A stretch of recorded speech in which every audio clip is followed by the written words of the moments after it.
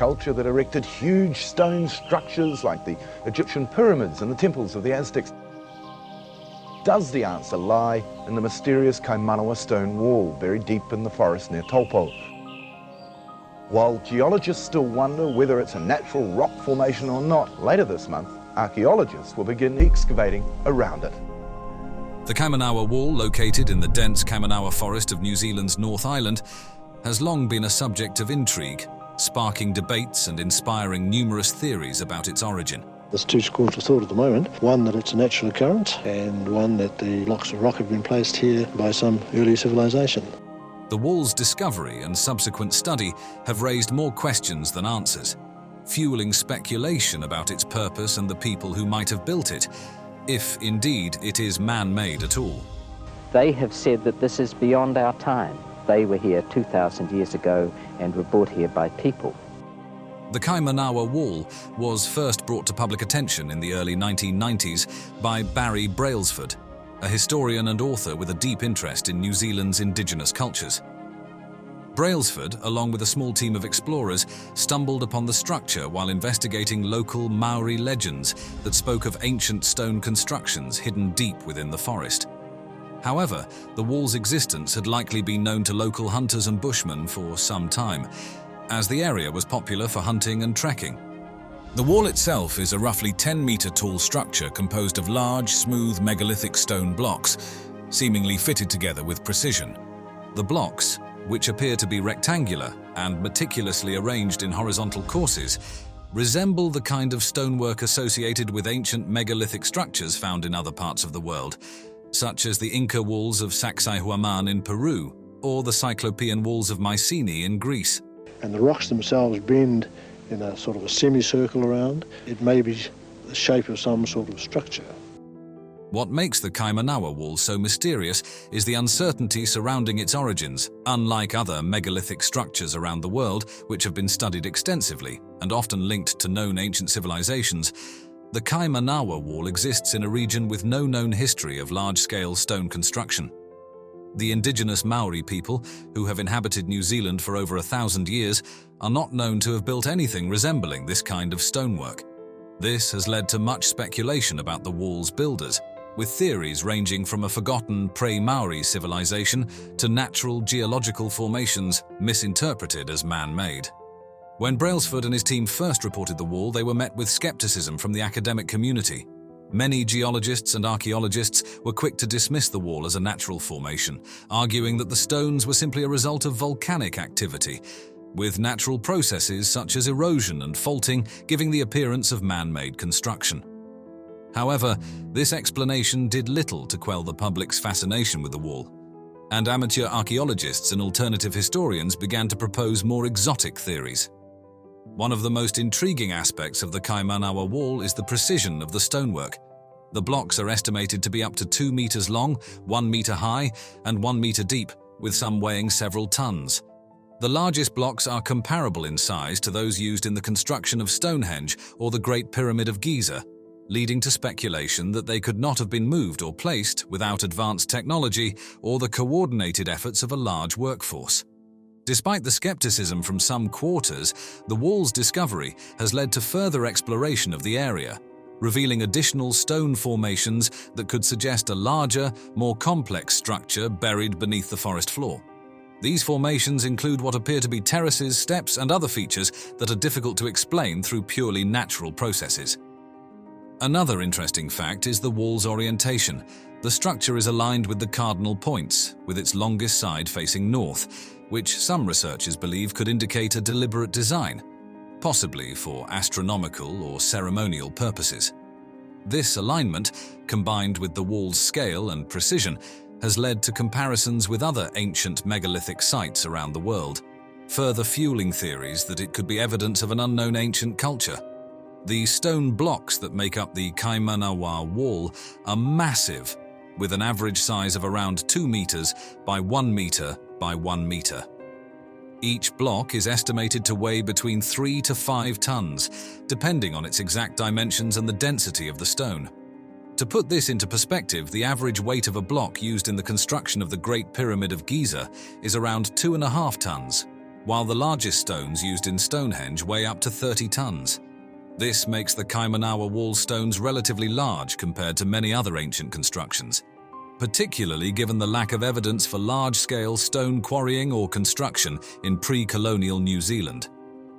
The sheer size and weight of these stones raise significant questions about how they were moved and placed, especially in a dense forest environment with limited access to the kinds of tools and technologies typically associated with megalithic construction. A structure that would create so much controversy, a great number of theories would be created as to the very nature of its existence. The absence of any obvious quarry sites nearby also adds to the mystery, as it is unclear where the stones were sourced from or how they were transported to their current location. One of the most popular alternative theories suggests that the wall is evidence of a pre-Maori civilization that possessed advanced knowledge of stone construction. Proponents of this theory argue that the wall could be the remains of a temple, fortress, or other significant structure built by this lost civilization. However, mainstream geologists argue that the wall is a natural formation, the result of a process known as columnar jointing. This process occurs when lava cools and contracts, forming hexagonal or rectangular columns that can appear to be artificially constructed. While this explanation accounts for the wall's appearance, it does not satisfy those who point to the precision and alignment of the stones as evidence of human involvement. Determining the age of the Kaimanawa wall has proven to be a significant challenge, primarily due to the lack of organic material associated with the structure that could be radiocarbon dated. Without direct evidence, researchers have had to rely on indirect methods such as geological dating of the surrounding rock formations and the examination of any possible weathering patterns on the stones. Some researchers have suggested that the wall could be several thousand years old, possibly predating the arrival of the Maori in New Zealand around 1,000 years ago. This theory aligns with the idea that the wall is the work of a pre-Maori civilization, although there is no direct evidence to support this claim. Others argue that the wall could be much younger, potentially the result of natural processes occurring within the last few thousand years. One of the most intriguing theories about the Kaimanawa wall is that it was part of an ancient ceremonial or astronomical site. The wall's alignment with the cardinal points, combined with its apparent precision, has led some researchers to suggest that it could have been used for observing celestial events, such as solstices or equinoxes. This would place it in the same category as other megalithic sites around the world that are believed to have served as ancient observatories. Another theory is that the wall was part of a defensive structure, perhaps a fortress or a boundary wall used to protect a settlement or sacred site. This theory is supported by the wall's imposing height and the apparent difficulty in accessing the site, which would have made it an ideal location for a fortified structure. Some have even suggested that the wall could be a remnant of an ancient roadway or causeway, possibly used for transporting goods or people through the dense forest. This theory is based on the wall's straight, linear design, which could indicate that it was part of a larger network of roads or pathways. One of the most mysterious aspects of the Kaimanawa wall is the lack of any similar structures in New Zealand or the wider Polynesian region.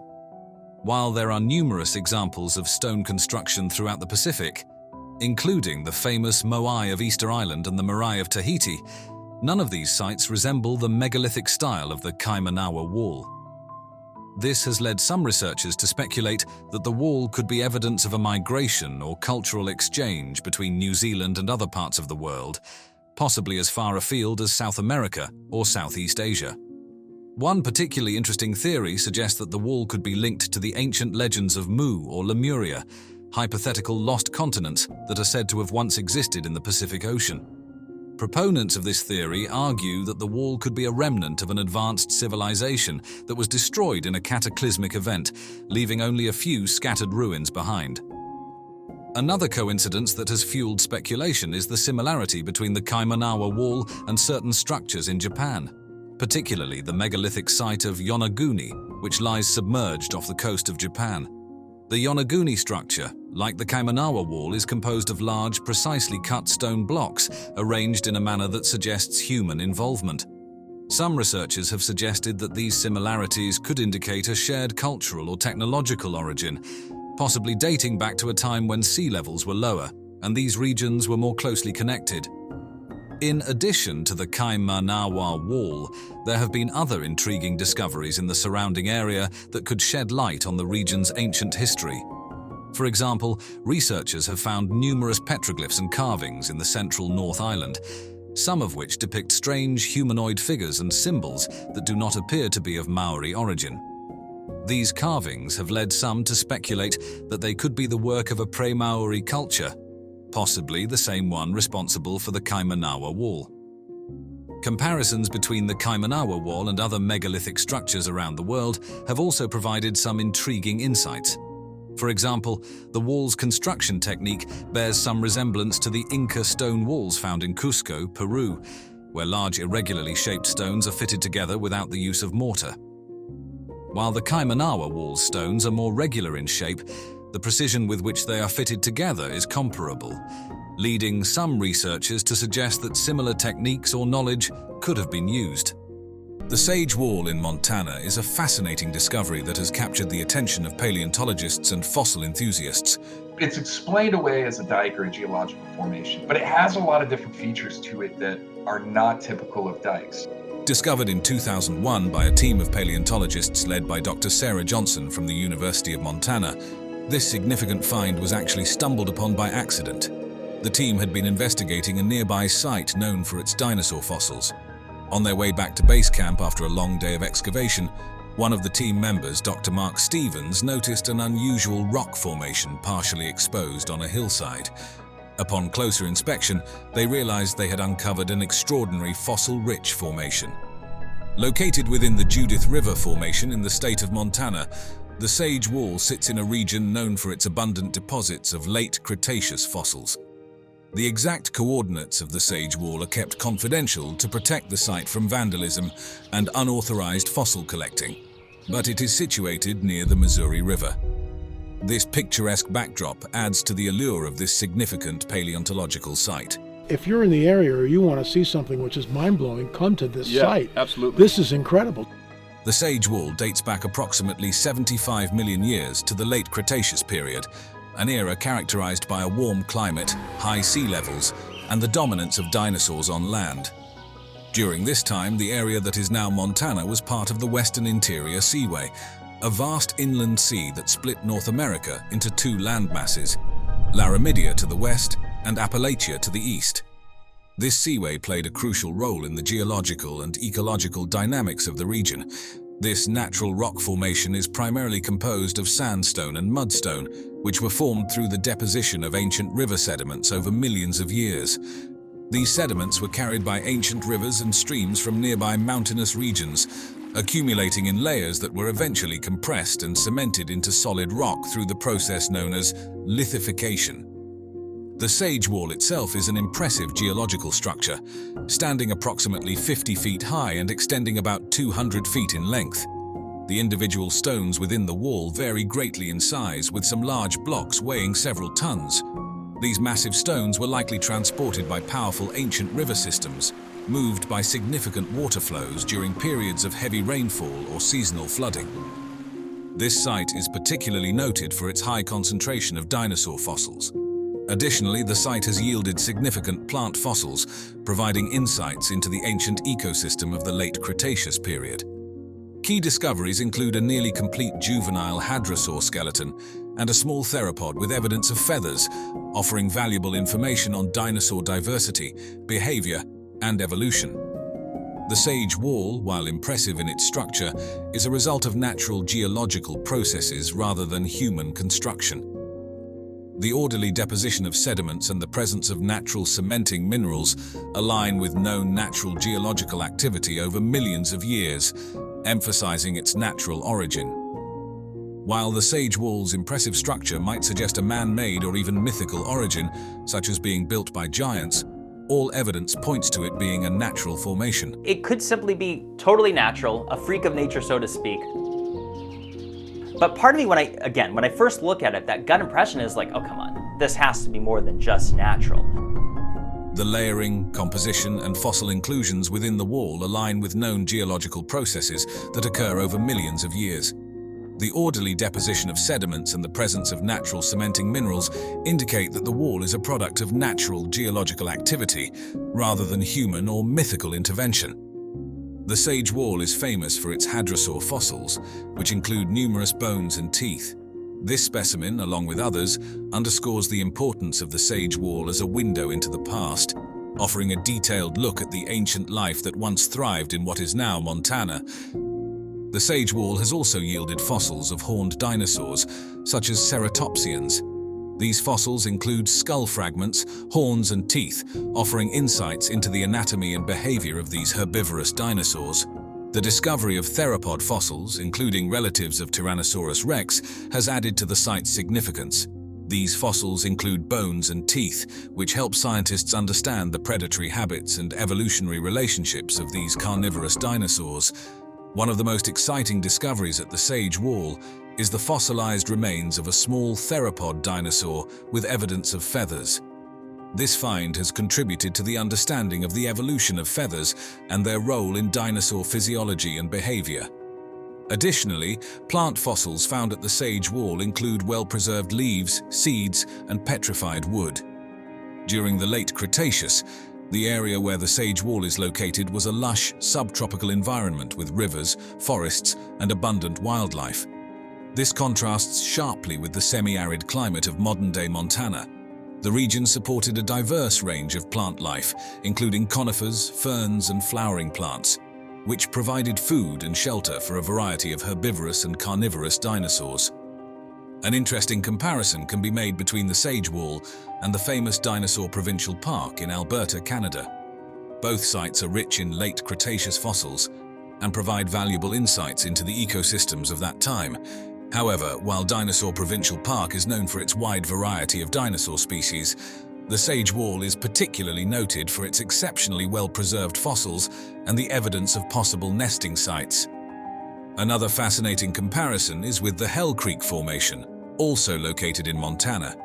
Both sites are rich in late Cretaceous fossils and provide valuable insights into the ecosystems of that time.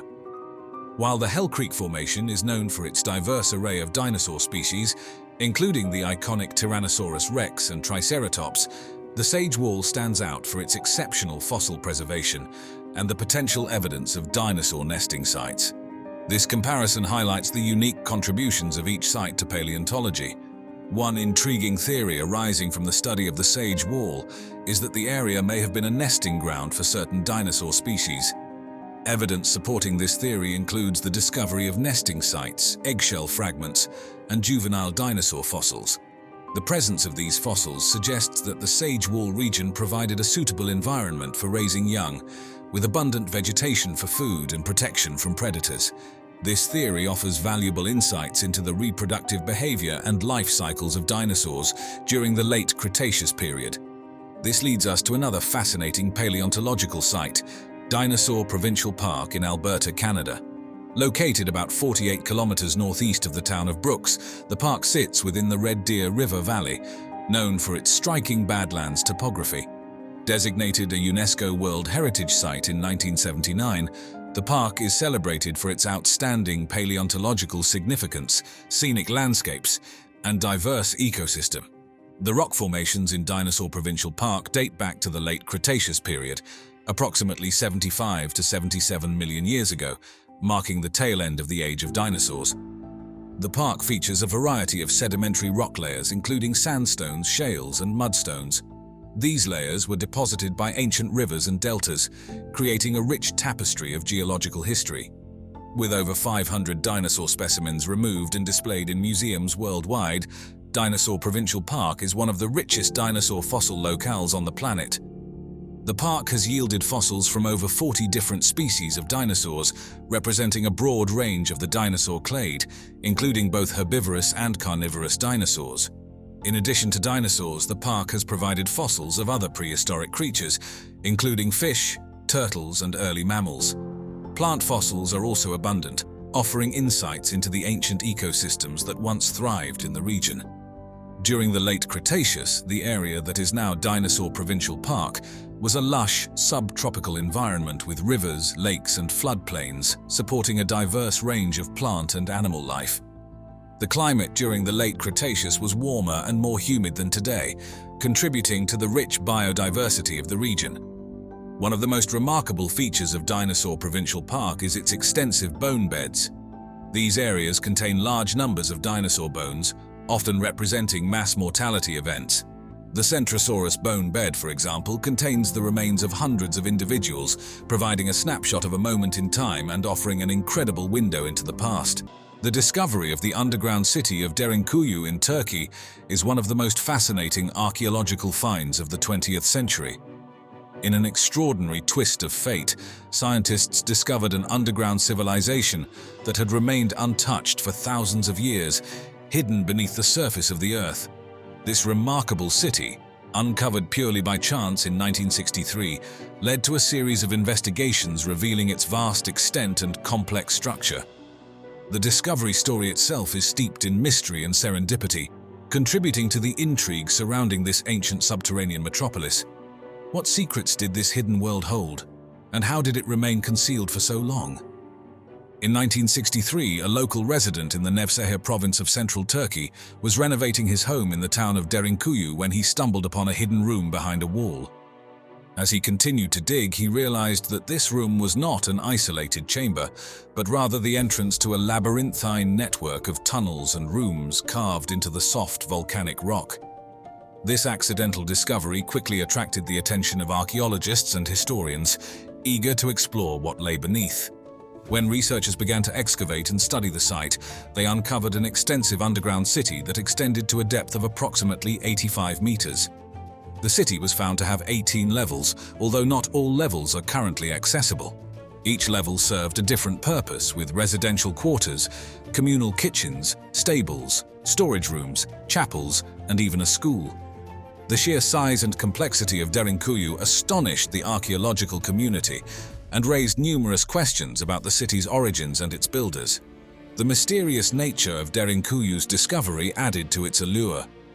Unlike many ancient cities that were discovered through systematic archaeological efforts, Derinkuyu was revealed by a simple act of home renovation.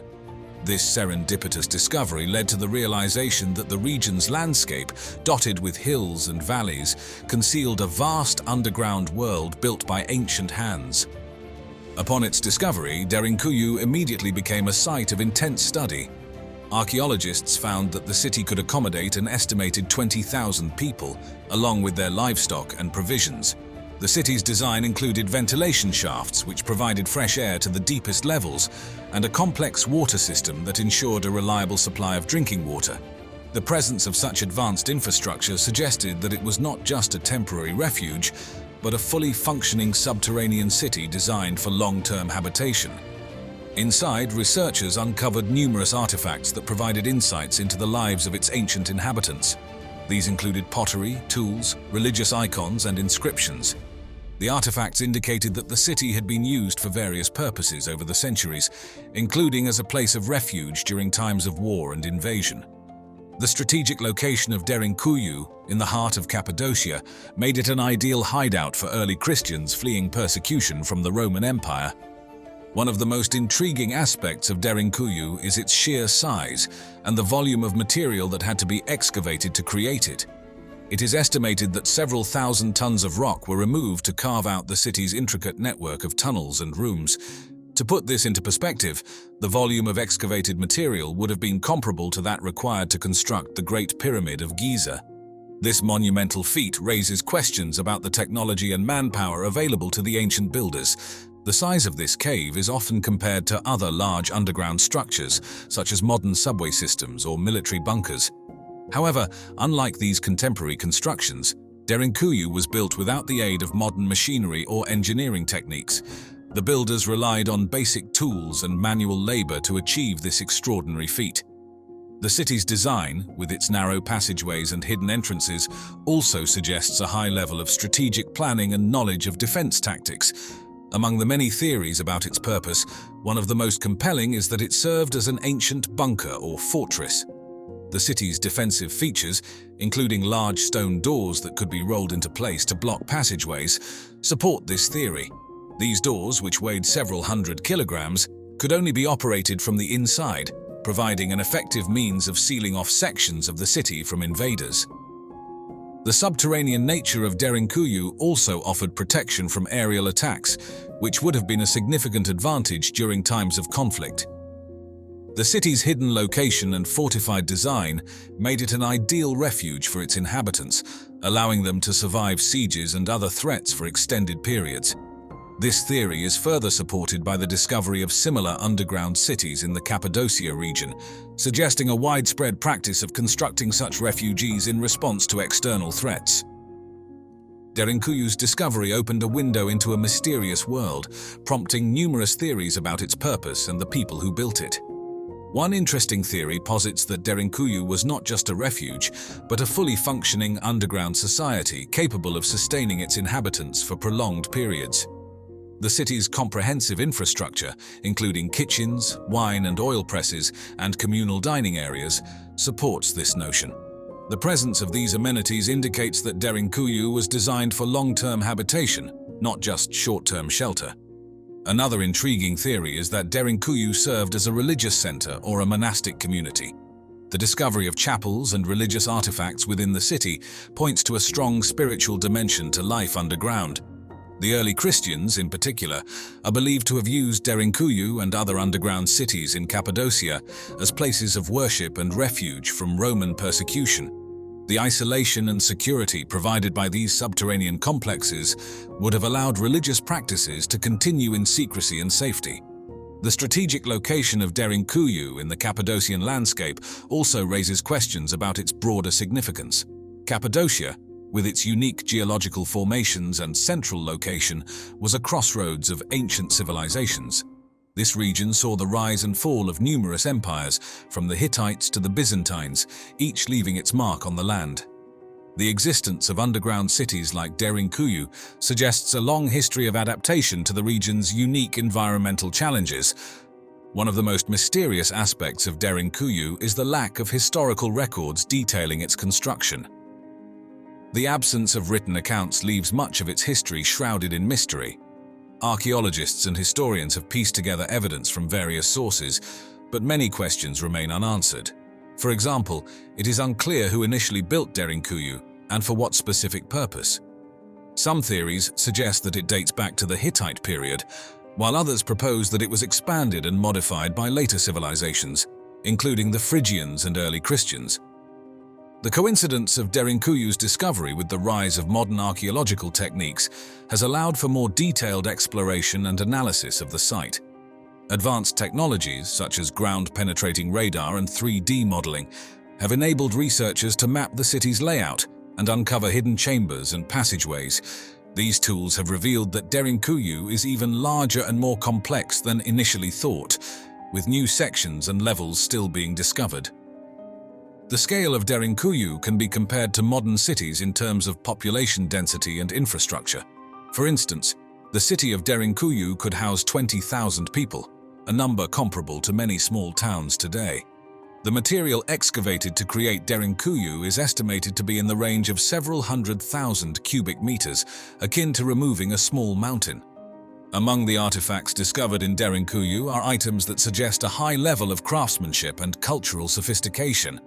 These include intricately designed pottery, tools made from advanced materials for the time. One of the most compelling theories about Derinkuyu's construction is that it was a response to climatic or environmental changes. Some researchers suggest that the city was built during a period of significant climate instability, which drove people to seek shelter underground. The stable temperatures and controlled environment of the subterranean city would have provided a haven from extreme weather conditions and natural disasters. Additionally, Derinkuyu's proximity to other underground cities in Cappadocia suggests a network of interconnected refugees. These cities, linked by underground tunnels, would have allowed for communication and trade between different communities. This interconnectedness points to a high level of social organization and cooperation among the inhabitants, further supporting the theory that these underground cities were part of a broader strategy for survival and defense. Theories about Derinkuyu's purpose continue to evolve as new discoveries are made. Recent excavations have uncovered additional levels and chambers, suggesting that the city was even larger and more complex than previously thought. Flourishing between 200 and 900 AD during the classic period of Maya history, Tikal was a major political, economic, and military center. At its peak, the city had an estimated population of between 50,000 and 100,000 people. These were not empty cities, there were actually thousands upon thousands of people living there. The discovery of Tikal dates back to 1848 when Ambrosio Tut, the governor of Peten, was informed about the ruins by local indigenous people. These locals had largely abandoned the site due to its remote location in the dense jungle. Recognizing the potential significance of these ruins, Tut organized an expedition to explore the area. The first recorded expedition was led by Modesto Mendez, then governor of Peten, and artist Eusebio Lara. Their objective was to document the ruins and assess their historical significance. Mendez and Lara's expedition brought detailed information about Tikal to the broader world, recording the existence of several large structures and creating initial sketches and descriptions that sparked interest among scholars and explorers. But you can see, of course, that they're not cities like Teotihuacan, they're certainly not cities like Rome. In the 1880s, Alfred P. Maudsley, an English archaeologist and explorer known for his work on Maya ruins, visited Tikal several times. Maudsley conducted meticulous studies of the ruins, creating extensive drawings, maps, and photographs. His work provided some of the earliest comprehensive records of Tikal's architectural and artistic features. Maudsley's publications included detailed plans and descriptions of the major structures, as well as photographs of stelae and other carvings. His contributions were instrumental in bringing Tikal to the attention of the international archaeological community, laying the groundwork for future scientific investigations. Significant archaeological excavations were carried out from 1956 to 1970 by the University of Pennsylvania Museum of Archaeology and Anthropology's Tikal project.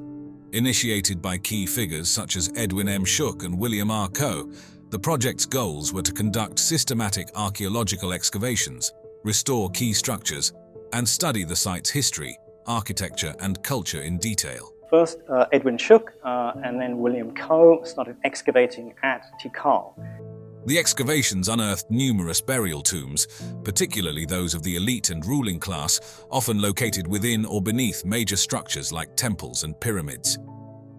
One of the most notable discoveries was the tomb of Jasar Chan Kawil Wand, found beneath Temple 1, also known as the Temple of the Great Jaguar. The tomb contained an array of valuable artifacts, including intricately carved jade masks, jewelry, pottery, and ceremonial items. The jade mask, a hallmark of Maya elite burials, symbolizes the power and divine nature of the ruler. Other royal burials also revealed significant insights. These tombs were often built with vaulted ceilings using the corbel arch technique, which was a significant architectural achievement for the Maya. The stelae and monuments at Tikal serve as historical records, commemorating significant events such as battles and the reigns of kings. These hieroglyphic inscriptions detail the genealogy of rulers, their accomplishments, and their alliances with other city-states. These are very, very different kinds of cities, and we have to understand them in different ways. Often accompanied by elaborate carvings of deities, mythical creatures, and symbolic imagery, these texts provide a vivid picture of Tikal's past. Epigraphers have worked painstakingly to decipher Maya glyphs, a complex writing system composed of logograms and syllabic symbols. This challenging work has revealed much about Tikal's political history and its relations with neighboring cities. Through these inscriptions, key figures such as Yikin Chan Kawil and Jaso Chan Kawil have been identified. The texts include detailed accounts of their military campaigns and construction projects. The ability to read these glyphs has allowed researchers to reconstruct a chronological list of Tikal's rulers, their interactions with rival cities like Calakmul, and periods of prosperity and decline. Tikal's history is marked by evidence of extensive warfare, as seen in its defensive structures and weaponry. This is a period when really we don't know very much about Maya society or civilization at all. The city was well protected by large earthworks, walls, and moats designed to fend off invasions. These fortifications were strategically placed around the city's perimeter and key entry points. A massive defensive ditch, likely filled with water, and an accompanying embankment surrounded much of the core area of Tikal, illustrating the city's preparedness for siege warfare. Archaeologists have uncovered various weapons such as obsidian blades, flint points, and spearheads, indicating the martial nature of Tikal's society. The presence of mass-produced weaponry suggests a highly organized military. Some burial sites even include skeletal remains, showing signs of battle injuries, along with grave goods like weapons and armor, hinting at the valorization of warriors in Tikal's culture. Tikal's history includes prolonged conflicts with the rival Maya city-state of Calakmul. These wars were frequently fought over regional dominance and control of trade routes. Hieroglyphic inscriptions document several major battles, including significant defeats and victories that influenced the political landscape of the Maya lowlands. Tikal, in the dense jungles of northern Guatemala, is a marvel of ancient architecture and engineering. One of its most iconic structures is the Temple of the Great Jaguar, or Temple 1, which stands at approximately 47 meters tall. Built around 732 AD to honor Jasau Chan Kawil I, a significant ruler of Tikal, this pyramid also served as his tomb. The temple features a steep staircase leading to a small, roof-combed shrine at the summit. The roof comb is intricately decorated with stucco sculptures. The alignment of Temple 1 suggests it was used for astronomical observations, particularly during important solar events. Directly opposite Temple 1 on the western side of the Great Plaza is the Temple of the Masks, or Temple 2. This pyramid, standing at approximately 38 meters tall, was likely built to honor the wife of Jasau Chan Kawil I, though her tomb has not been definitively identified. Temple 2 is known for the large, sculpted masks that adorn its stairways, thought to represent deities or mythological figures. The tallest structure in Tikal is Temple 4, which reaches approximately 70 meters into the sky. Completed around 741 AD during the reign of Yikin Chan Kawil, the son of Jasau Chan Kawil I, this temple offers panoramic views over the jungle canopy, extending to the horizon. This height not only provided a vantage point for observing celestial events, but also symbolized the ruler's connection to the heavens. The roof comb of Temple 4 is particularly elaborate, featuring carvings and stucco work that once depicted scenes of the ruler's power and divinity. The central acropolis at Tikal served as a complex of interconnected structures functioning as royal palaces and administrative buildings.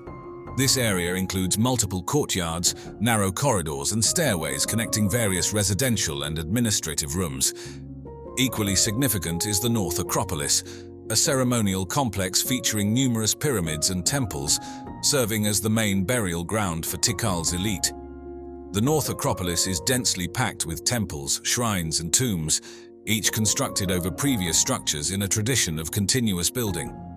Tikal is renowned for its stelae and altars, intricately carved with images and hieroglyphic texts. These monuments commemorate significant events and rulers in Tikal's history, often depicting kings and queens, battles, and important dates. The hieroglyphic texts on these stelae have been crucial in understanding the political and social history of Tikal and the broader Maya civilization. Elevated roads, known as causeways or sakbiob, connected different parts of the city, demonstrating advanced urban planning. Constructed with limestone and featuring retaining walls to prevent erosion, these causeways facilitated trade, communication, and movement within the city. Tikal's extensive water management system, including reservoirs and canals, indicate their engineering intelligence. These systems collected and stored rainwater, ensuring a reliable water supply throughout the year, even during dry seasons. The ability to manage water resources effectively supported Tikal's large population and complex urban environment. One intriguing theory is that the layout of Tikal was influenced by celestial events and constellations. Some researchers suggest that the arrangement of temples and pyramids mirrors specific star patterns, aligning with important dates in the Maya calendar. This connection between architecture and astronomy underscores the Maya's deep knowledge of the cosmos and its integration into their urban planning. Comparing Tikal to the Egyptian pyramids reveals both similarities and differences. Both Tikal's temples and the Egyptian pyramids served as monumental structures as well as possibly tombs for elite individuals. However, while the Egyptian pyramids, such as those at Giza, are primarily solid structures with internal burial chambers, Tikal's pyramids are multifunctional, combining tombs with temple platforms for rituals. Additionally, the intricate hieroglyphic carvings and stelae at Tikal provide a more detailed historical narrative compared to the relatively sparse inscriptions on the Egyptian pyramids. Perched high above the Dead Sea, the ancient fortress of Masada stands as a magnificent structure to human ingenuity and resilience. This awe-inspiring megastructure, discovered by scientists, reveals a fascinating blend of royal luxury and desperate defiance. But the story doesn't end there. Just a short distance away, the discovery of the Dead Sea Scrolls has added an even deeper layer of mystery and historical significance to the region. Join us as we unravel the secrets of Masada and explore how these incredible finds are reshaping our understanding of ancient civilizations. Masada is an ancient fortification located on a rugged, isolated rock plateau in the southeastern region of Israel, overlooking the western shore of the Dead Sea. This impressive site, also known as Masada in Hebrew, symbolizes Jewish heroism due to its historical significance and dramatic landscape. Rising approximately 450 meters above the level of the Dead Sea, Masada is an imposing natural fortress. The plateau itself is about 600 meters long and 300 meters wide at its widest point, with a flat top covering around 9 hectares, roughly equivalent in size to 17 football fields. Constructed during the reign of Herod the Great between 37 and 31 BCE, Masada was chosen for its defensible position and strategic advantage. Herod, known for his monumental building projects, envisioned Masada as a refuge for himself and his followers in case of a revolt. The site gained particular historical prominence during the First Jewish-Roman battle. According to the Jewish historian Flavius Josephus, Masada became the last stronghold of Jewish rebels known as the Sicarii, who held out against a Roman siege. After a lengthy siege, the Romans constructed a massive ramp on the western side of the plateau to breach the walls. Masada has yielded a plethora of archaeological treasures that provide a vivid glimpse into the lives of its ancient inhabitants.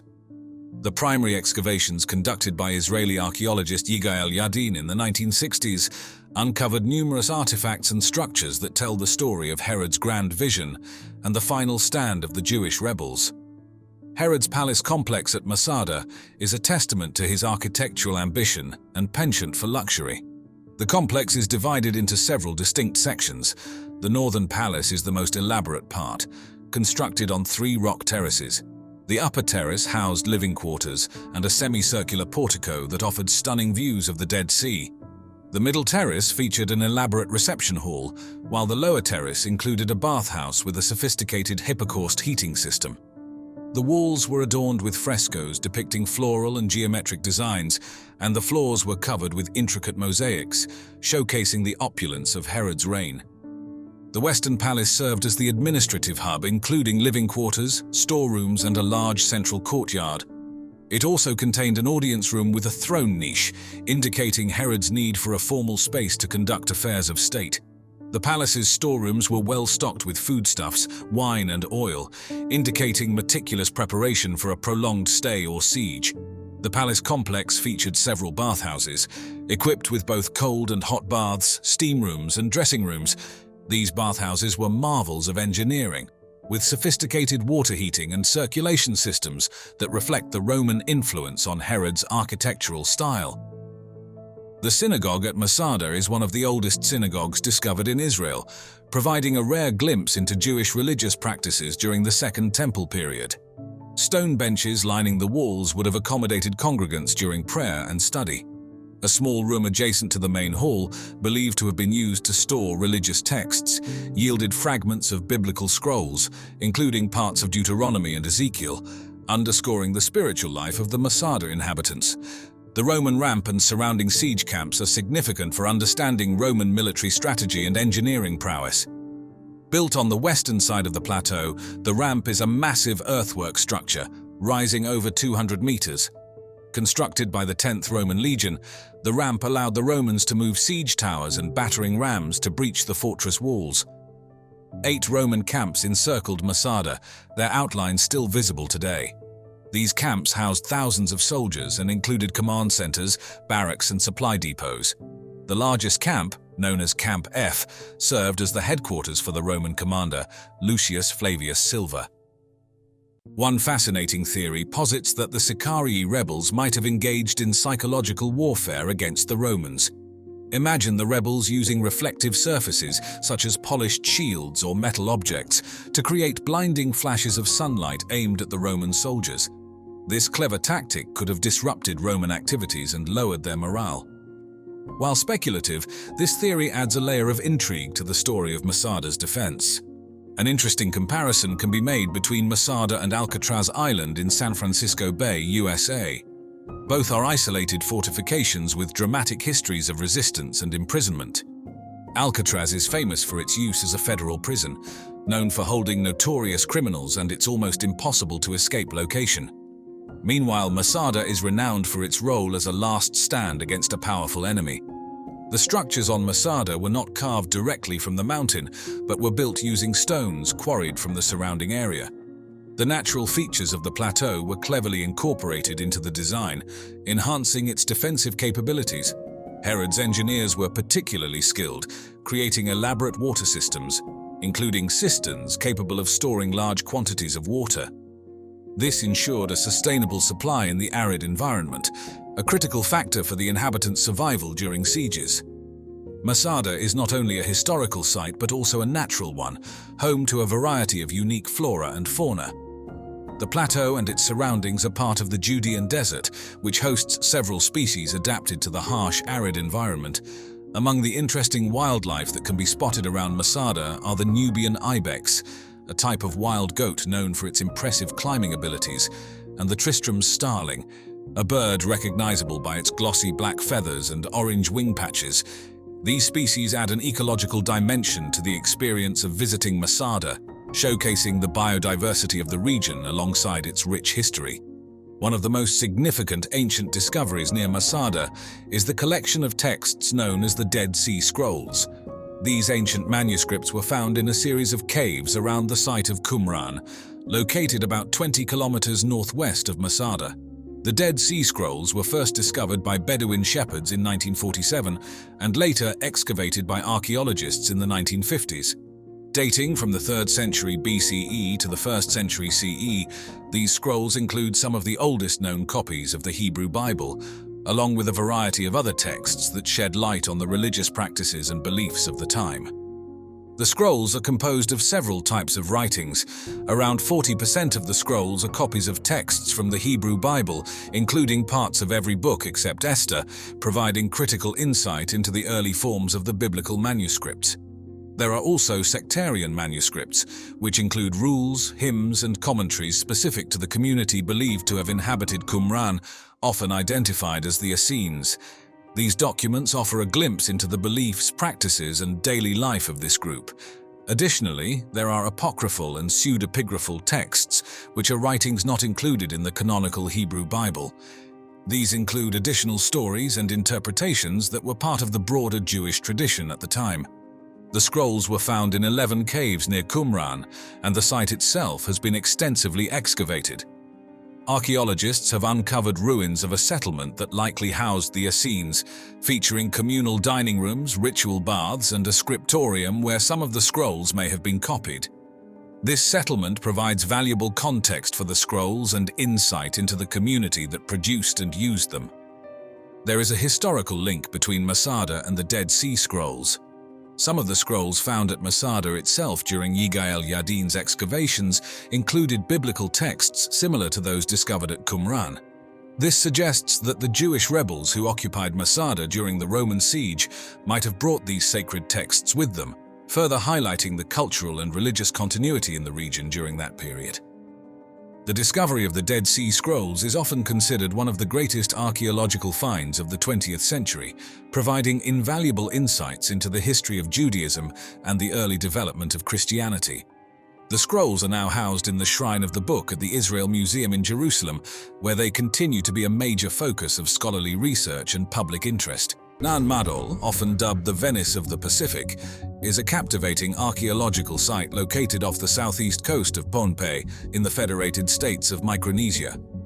This complex of artificial islands linked by a network of canals stands as a testament to the engineering marvel of ancient Pacific Island civilization. The historical context and discovery of Nan Madol stretch through several phases, from early European documentation to extensive scientific studies, unraveling the mysteries of this mysterious site. The first known European to document Nan Madol was Fyodor Litka, a Russian navigator and explorer. During his 1828 voyage in the Pacific, part of a broader Russian initiative to explore and understand the region, Litka encountered the massive stone ruins on a series of artificial islets. He described them as an engineering feat unparalleled in the Pacific Islands. Nan Madol's location off Pohnpei made it a significant discovery, highlighting a site that reflected extensive knowledge and influence across the Pacific Ocean during that era. The real focus on Nan Madol's archaeological significance began with the German colonial administration's takeover of the Caroline Islands. This period marked the start of more focused archaeological attention directed toward the site. Throughout the 20th century, numerous archaeologists from various countries, including the United States, Japan, and local Micronesian scholars, conducted in-depth investigations. These efforts aimed to decode the secrets of the site's construction, its purpose, and the society that built it. Researchers delved into the architecture, artifacts, and human remains found across the approximately 92 artificial islets, seeking insights into the social structure, religious practices, and daily life of its past inhabitants. This detailed archaeological work, which began earnestly in the early 1900s, continues into the 21st century, striving to document and preserve this unique cultural heritage site and understand the development of complex societies in the Pacific.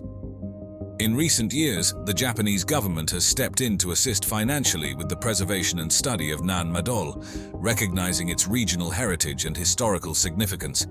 This contribution underscores the site's importance and aids in ongoing research and conservation efforts.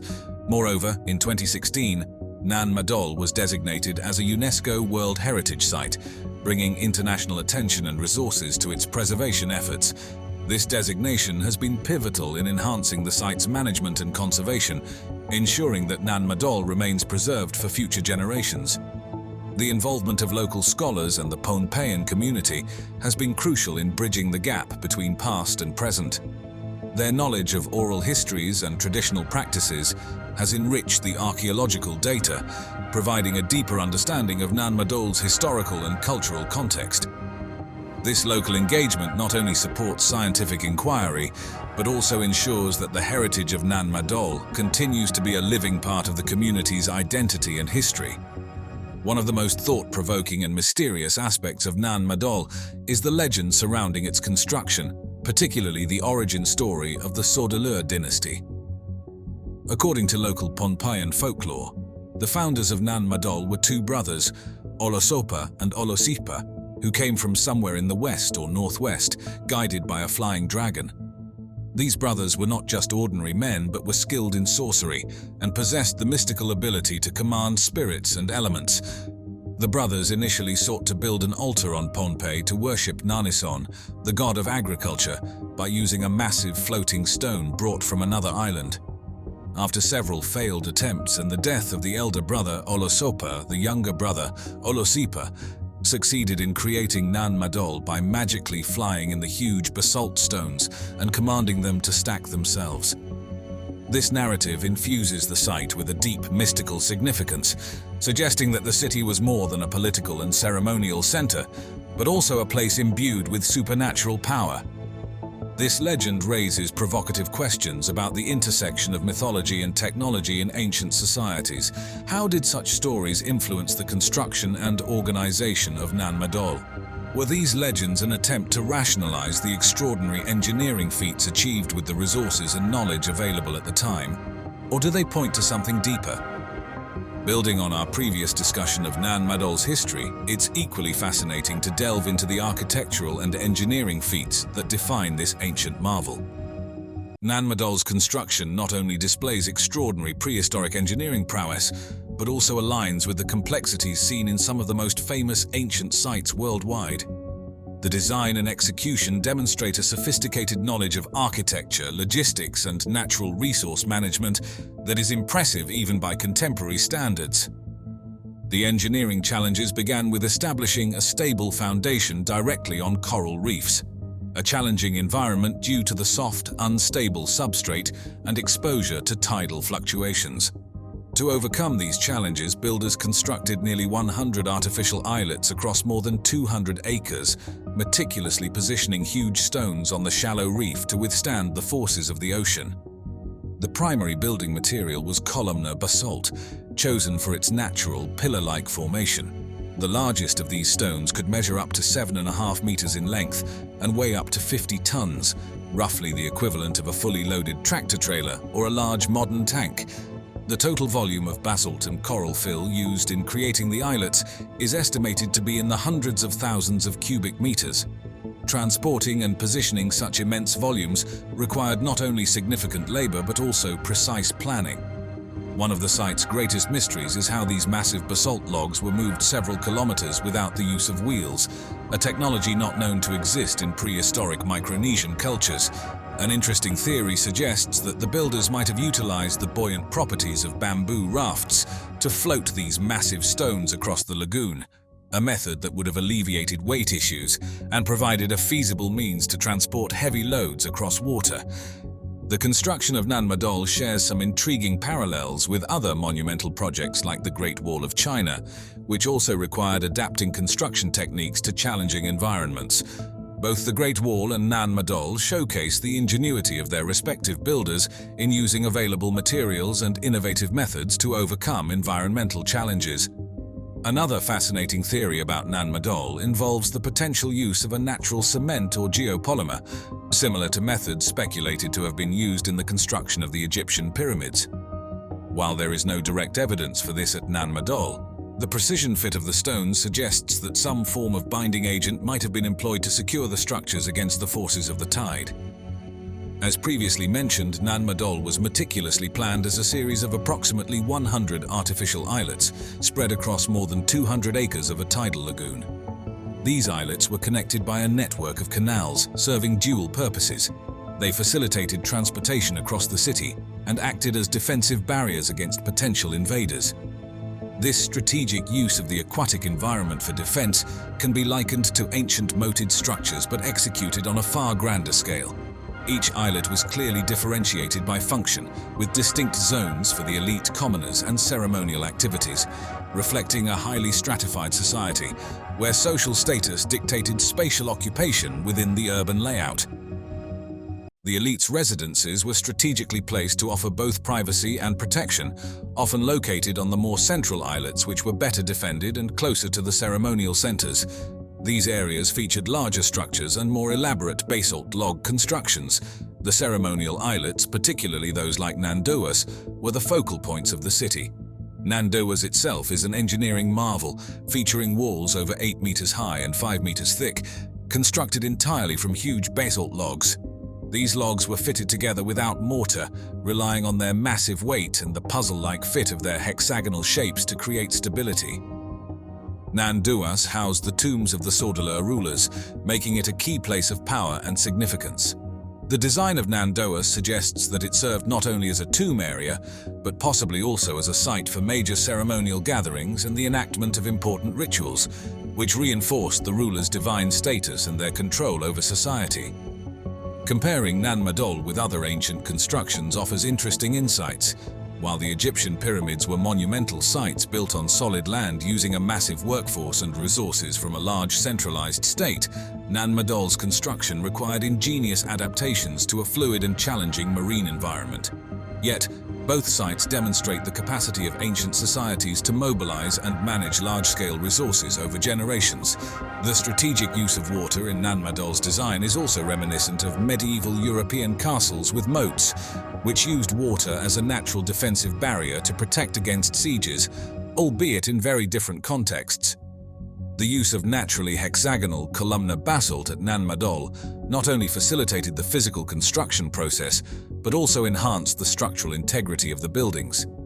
This choice of material and the method of construction likely contributed to the site's longevity, as these stones interlock naturally, creating a more resilient structure against natural elements, especially in a saltwater environment.